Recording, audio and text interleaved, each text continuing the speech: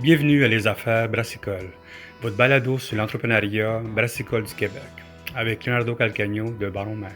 Bonjour tout le monde, ici Leonardo Calcagno des Affaires Brassicoles. J'espère que vous allez bien, que vous passez une belle journée ensoleillée, que vous êtes dans les festivals, en train de découvrir plein de boissons, de vins, de bières, tout ce qui se passe.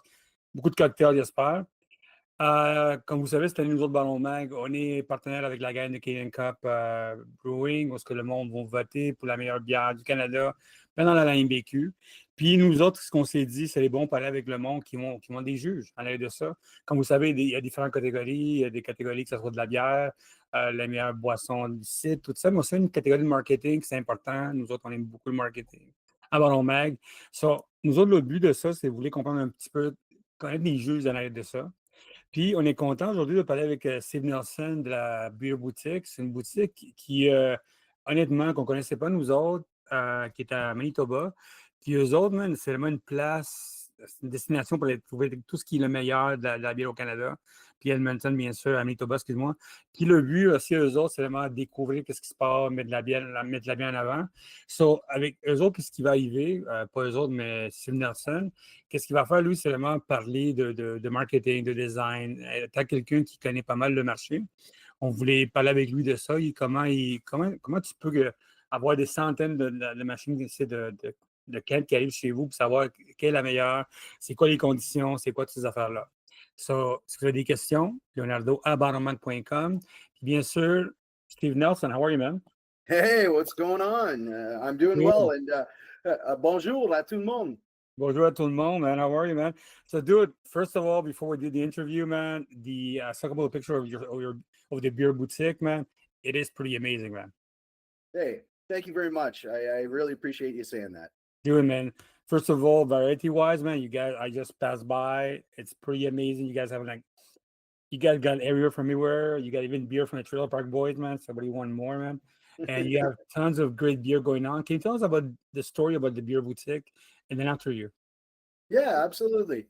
So, Beer Boutique is it's its own independent entity. We're not part of a corporation or affiliated with anyone per se. In Manitoba, in our province, in order to have a beer store, you do have to own a hotel.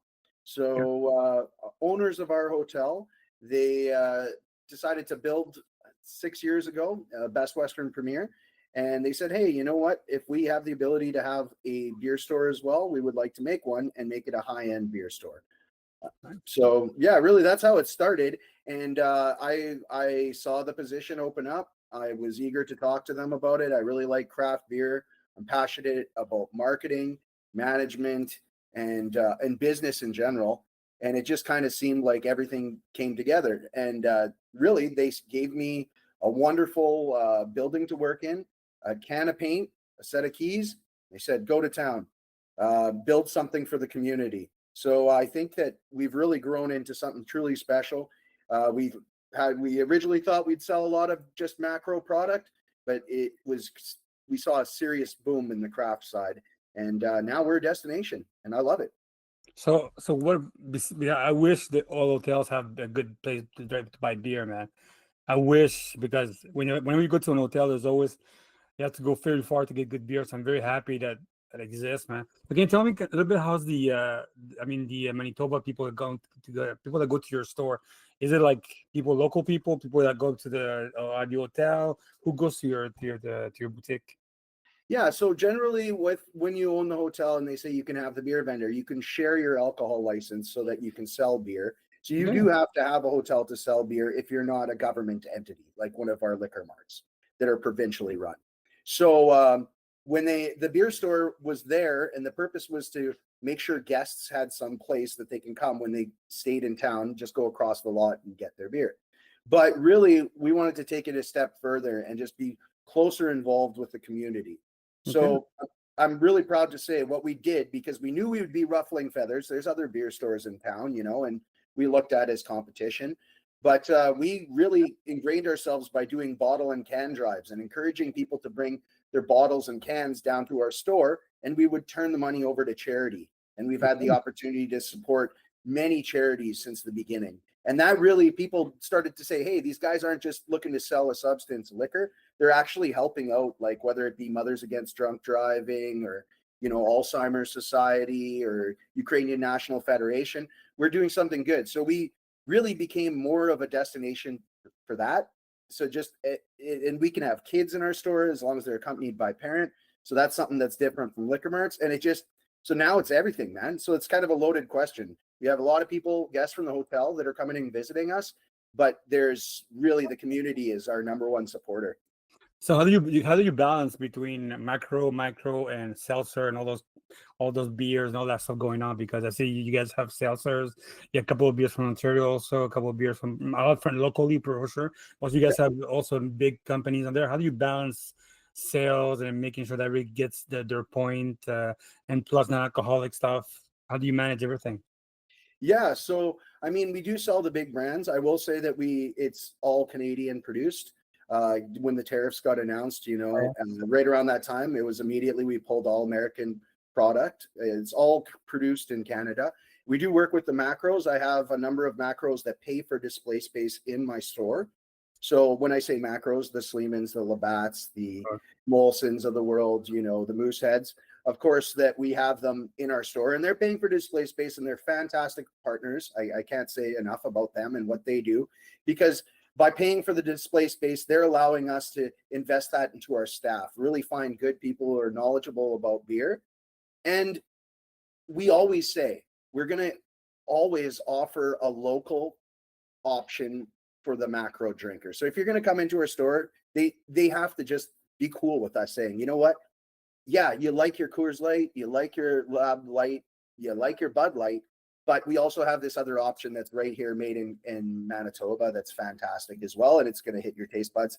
And we do blind taste tests sometimes too, and it just proves to these people. So I mean, it's a delicate puzzle of all sorts of things, but we try to give everyone an opportunity, and we have samplings 5 days a week. So I say, if you want to move your liquid, you book a sampling.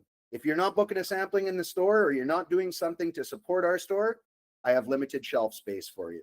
If you're passionate, you're going to come down and hustle, work hard to get your product on the shelf, and you be a good person with good ethics, I got all the room for you in the world. Dude, I'm surprised to see little brown jug that has cans. That have cans, like just being the name jug, yeah. No, because I went to that place to drink. Oh, really? Yeah. Before the pandemic, man. I remember going to that place, and I remember going there, and it was fucking beautiful, man. You would sit there, and there's like all the fermenters there. You're in the middle, and I remember the guy saying, "We only brew one kind of beer," and I'm like, "All right, thanks, man." He gave me one beer, and we drank that beer. I remember going there, man. I was there for the Saint Boniface, the event there. It goes every year. I was there for the event. It's a great place. I went to I call it Deer. Some restaurant called Deer, something like that. Deer and Almond, maybe. Yeah, Deer and Almond. That's it. That's what I want. It's amazing food. And when I went to Winnipeg, it was like, dude, this is like Berlin, but in Quebec. We're in Canada, man. It's very nice. The donut guy, there's a guy who sells the best donuts of Winnipeg. I remember. And I've met the only guy who does wine. Oh, really? I met him there. Yeah. Oh, well, that's great. Yeah, 1919 is that flagship beer you would have had from Little Brown Jug. And they've really grown like massively since then even. So that's really cool that you got to visit them. They are fantastic people, and they're also big floor partners in my store and do display as well, and I love them. Yeah, I'm surprised they have their cans. Okay, next time I'm sure. Right now, you're in the how's the market up there right now, and in your hometown? How is it? I mean, how's the industry up there? Because everybody's moving. There was a couple of closures. I remember we did talk about it. There was a couple of closures. But how's the industry right now? I mean, it's been a challenging year because I think just all across retail, there's been a lot of hesitation with tariffs and people just unsure of how they want to spend their money. I don't know that that's directly reflective of the craft industry or beer in general, because it's the thing we're going to love. We've loved for ages and we always will. But it's also been a time for us to really just show us that we need to focus more on our Canadian-made product. And sometimes that means more than just beer even. I'm really reaching out into confection, more local confection, whether it's locally made pretzels, coffee, hot sauce, non-alcoholic, like you mentioned. That's a huge segment. And then we don't have any strictly non-alcoholic producers here in Manitoba, where I know a lot of that comes from Montreal and Quebec. Right. And Ontario is one of the biggest, Ontario, man. yeah, we can't get enough Glutenberg into my store. Like there's a complete outage, and we have celiacs that are going crazy in Winnipeg that want these options. So I mean, that has also been a challenge. But by me focusing on these things and showing these people that I really care about what they're looking for, it keeps that business rolling through the door, even though it's been arguably the most challenging year to date, outside of like the COVID and that liquor strikes and whatnot. Yeah, because industry, we met a couple of them at the Canadian Beer Awards, and they were telling us how hard it is to get the markets like that. Plus, your market is pretty small, man. I mean, you guys have like 1 million people and pretty much like that. I mean, it's not. It is a tight market, and we have a lot of fish in our market. But I will say, even over the last couple of years, there's more brands are concentrating on fewer SKUs. There is, whereas like you'd have like I'd say 3 years ago, some of the brands in Winnipeg were pumping out 3 sours, 4 sours a week, or like it was crazy. And it's kind of that boom. And now I think people have kind of taken a step back. Okay, let's really focus on a few products, make sure they're really high quality. That's good. And because that shelf space opens up, it allows me to bring in more from across Canada, right? Like I fill those holes with great products from east to west. Nice, man. So tell me, what makes a good store to sell beer, man? That's like every store has their own DNA. Everybody has their own architecture when they want to buy their beer, stuff like that. So what makes a good store, a beer store? I think like it really I can't say enough about the people. When you're choosing your people that are working for you, I went out of my way to make sure I was high when I set out my applications, looking for retail attendants as opposed to typical beer vendor staff. Really wanted to make a more like a friendlier environment. Not that it wasn't friendly before, but I don't know if it's quite like this in Montreal. But often you go into the beer store, big tough looking guy, can't see much of the beer. It's all behind him. What do you want? Kind of deal. And it makes it very hard for locals to compete on the shelf or anything. When you have somebody who makes you feel welcome and maybe you don't know a ton about beer or you're shopping for somebody else and they go, okay, oh yeah, you like Rickard's Red? How about, have you ever tried this other red ale I've got over here, like from Manitoba, it's made here locally? Just that connection alone, like I think the customer gets something from that. And I don't think it's a hard thing to do. It's just a matter of training people to do it. Like getting in people's face and be like, hey, how are you doing today? Like, and just creating that return customer. That's the biggest thing I can say. And making it clean. Make sure your beer store doesn't smell like. Oh, please, yeah. Get your empties organized properly. On a proper delivery schedule so that it doesn't stink. If you get a mess, clean it up right away. That's my biggest thing. Excellent. You're going to be one of the judges for the Canada Cup this year. Okay, and you're taking care of the marketing section. Correct. Yeah. How do you judge, man? How do you judge that? Because we love marketing, we love design here. I love my Scandinavian design. I love my very simple design. How do you start judging without being, like having your? I mean, I'm sure there's stuff that you like. You like noisy, you don't like noisy, kind of like that music. I mean, design wise, how do you start judging, the marketing and the design? That's a great question, and that's something that I've really thought a lot about since having the opportunity to take on this role. It's not easy. There's a lot on the shelf and there's a lot to see, but the stance that I'm kind of taking is that of the customer, really taking a step back and seeing what the customer is seeking. And I've even been speaking to a lot of my regulars and just what's important for them to see, whether it's like something that's not as common and maybe it will be in a few years, is people just being more upfront about their ingredients and what they're putting in their beer and what they're saying on their cans, just for health reasons, right? We're all getting older, and I think that's something that's important. I think on cases, like I can tell you, when I put together my shelving, not every beer store is the same. It's important if you have a package that it's legible from all corners and you have some sort of representation of the brand. It's cool to have like a really cool, simple logo and stuff, but if no one knows how to connect that logo with your brand, there's a bit of a loss there. So I think it's a careful balance of both, like bright color, consistency amongst all your SKUs. Like, you don't want them all looking different, but also being appealing and visible for anyone to shop, and not something that's too atrocious. Do you like simpler, or you like more noisy stuff? Generally, I like simpler. Yeah. And if it has like a nice consistent brand, like, and it's not different, like that's the one thing is like, I already have, if I'm working with 40 suppliers, I don't need one supplier to have 5 different beers that look like 6 other like brands.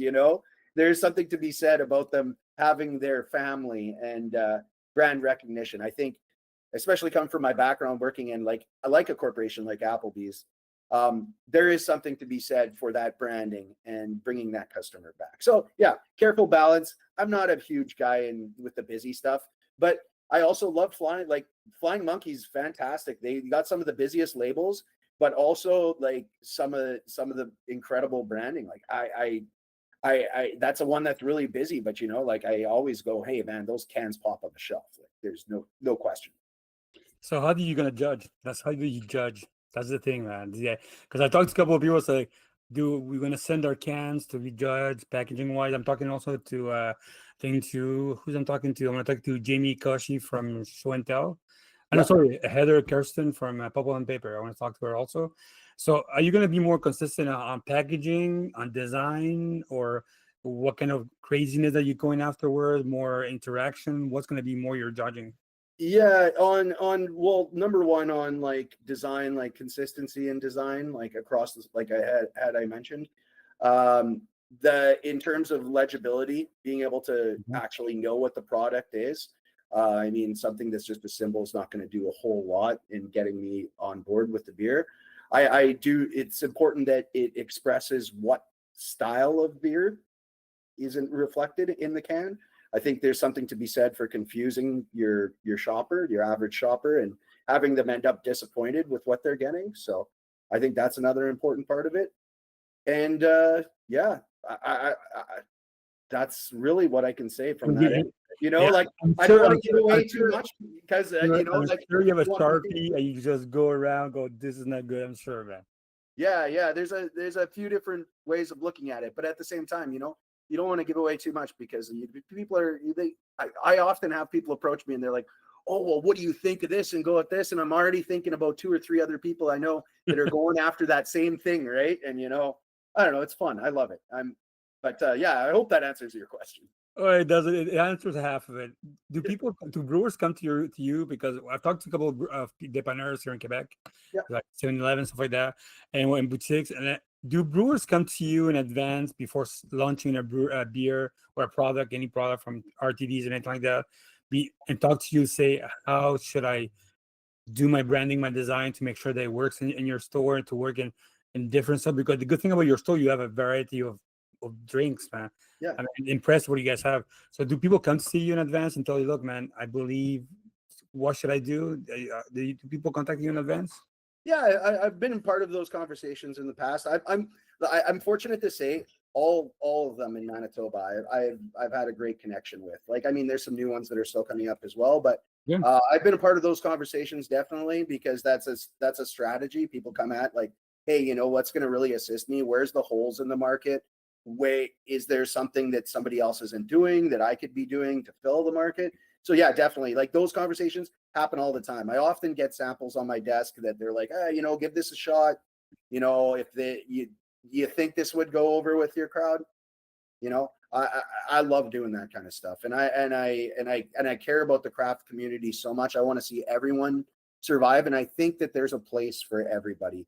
It's just, and I like to be also the guy who keeps them from doing the same thing wherever I can. If someone's coming at me and they're like, oh no, I'm going to go for this low cal, like blah, blah, blah, blah, we're going on this wave. And I'm like, there's 2 others over here. Like, I'm not going to tell you what their plans are, but I, in the nicest way, may make suggestions that would help them find their niche in the market. What's going on? Is it more 355 millimeters or the big cans? 473s. Oh, yeah? Majority 473s. I can say my entire single serve cooler is about 80, I think I want to say 92 slots, and they're all 473s with the exception of 2, which are strong beers. We're talking Oh. Imperials at $3.55. Damn. Okay. Okay. So. Okay. Because I just came back from a couple of trips in Ontario and Quebec, and everybody's heading to 355. Yeah. Holy. Yeah, it's interesting. I think that largely has to do with tariffs. Yeah. I know that there's been a shortage on those 473 milliliter cans. Actually, the owner of Little Brown Jug was doing an interview about a month ago. I think it was a national piece where he was talking about that shortage and how they were going to encounter that. And actually, a lot of I call them semi-macros, the ones that are kind of building towards, they're starting to move more liquid. We're starting to see packs for the first time. And in Manitoba, there was really not a lot of locals doing packs. Yeah. We saw our first ever 2-4 this year. There's never been a 2-4 of local beer. And it was it launched this year from TransCanada Brewing. Are you guys doing towers also, like in Quebec? Are you guys doing like packs together, stuff like that? Towers? Yeah, when you put packs and like you put you put packs. Towers are called stacks. Yeah, like the stacks and displays. Yeah, we do have like displays in our store and like the big stacks and everything. But once again, with the beer boutique, I'm trying to do something a little different. So I have a giant screen. It's a $14,000 screen. I didn't pay for it. I've got these third-party partners who said, hey, we've got this really high-end efficient marketing screen, like downtown New York technology. We'll install it in your store and take a rev share to pay it back from your supplier. So if your suppliers want to advertise on, we take a little bit and we pay our screen back. Yeah. So I was fortunate to get this giant tool. So now I can also say to my suppliers, hey, you know what? We're full on the floor. Like our floor is covered, but why not get the ad on the giant screen? You know, it's visible from far away. Like this thing costs $33 a month to run. It's super high-end, efficient energy. It's no glare. Like, so these opportunities that come up that I can offer these guys to compete, it just gives them a different way of going about it. Maybe they save money on posters, chasing down the manager of the beer store and trying to get in his ear. Like consistency, you know, and branding and marketing across and cleaning it up a little bit, you know. This is good. This is going to be a good. You guys are packaging judges are very. I think it's going to be hard, man, because in Canada there's like a lot of good people doing a lot of good jobs, man. Yeah. Yeah, well, I'm passionate to see everything like right across Canada because, you know, just like with our beer store, I don't claim to create the greatest wheel. If someone comes around and tells me how to recreate the wheel and they got a better way of doing it, I got an ear to listen, man. So like, I think I'm sure that there's some more fantastic products that I haven't seen and that I'm eager to see because, I'm sure there's people doing stuff that we aren't too. Excellent. Well, Steve, thank you very much for your time, man. I can't wait for you to see if you're the winner. If you voted for the winner, you never know. Yes. How many beers do you have to go check it out? Are you only doing beer, also then doing also? You know, I'm waiting for some more of this information, so I've got limited information, but I'll be getting on that right away. So excellent. Well, thank you very much, Steve. Hopefully, see you one day and up there in Manitoba. Winnipeg is a great place, man. It's cold like hell in the winter. Yeah, it is. It's the only place in Canada. It's the only place in Canada. I've seen there's like a hotel that there's like I call this. I don't know how you call it. It's like, you go underground to walk to the other side of the street. Oh, the underground. The underground. That's Port-au-Germain. That's it. I was in a hotel there, and it's the first time I saw a flag that doesn't move because of the cold, because of the wind going in two ways, man. Oh, dude. And I was like, it was so fucking cold. Like, there's no wind. The wind blows to each other, man. It was crazy, man. But it's a great city, man. It's a great city, man. Well, please come visit us at the Beer Boutique, man. And I can say to everyone, thank you so much. The support. Follow Beer Boutique on Instagram, Beer Boutique WPG, and all the love in Quebec. I love Quebec. I'm a punk rocker. I've toured out there with my band in Montreal. What was the name of the band? My band was called High Five Drive, and now we're in a band called Clipwing. And I've been to Pouza. J'aime de gros bières de Sherbrooke. That was a thing back in the day, man. All the love. Excellent. Well, thank you very much, Steve, and hope to see you.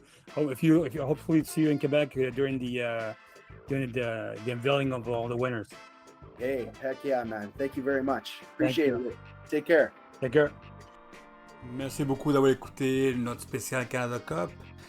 Si vous avez des questions, leonardo@barnomac.com. Et bien sûr, on travaille sur notre journal des Affaires Brassicoles qui sort dans pas long. On a fini les collections, on travaille sur le design. Il reste 2-3 pubs à rentrer. Tout va bien aller. Si vous êtes au Congrès de L'AMBQ, vous allez avoir des copies, bien sûr. Vous allez à KEG Management, il va avoir des copies, puis Inomalt aussi. Puis excellent, puis aussi, vous allez avoir dans les événements spéciaux qu'on va être là. Pour ceux qui ne savent pas, on lance un journal dans pas long aussi, un autre journal pour la grande dégustation. C'est un événement de vin et de distillerie à Montréal. Le 6 et le 7 novembre, on va être là, nous autres, avec des live podcasts. C'est avec nos partenaires Ticket PDF qui nous aident à sortir ce nouveau projet. Vous allez avoir de plus en plus de contenu avec ça parce que c'est une industrie qui fit ensemble vraiment. Puis en plus, on lance dans pas long quelque chose de l'alimentation. Abonnez-vous. Merci à tout le monde qui s'abonne, bien sûr. Abonnez-vous à notre section Light, à notre section Pro.